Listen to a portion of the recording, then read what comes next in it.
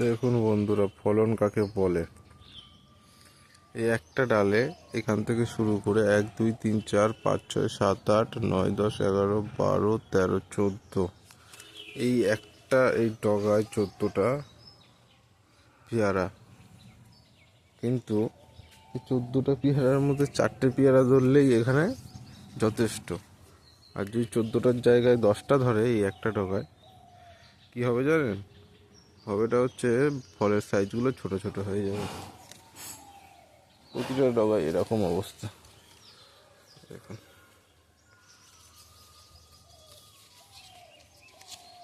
এখানে 4টে, এখানে আবার ফুল আসছে। পুরো গাছটা এরকম ভরে গেছে ফুল।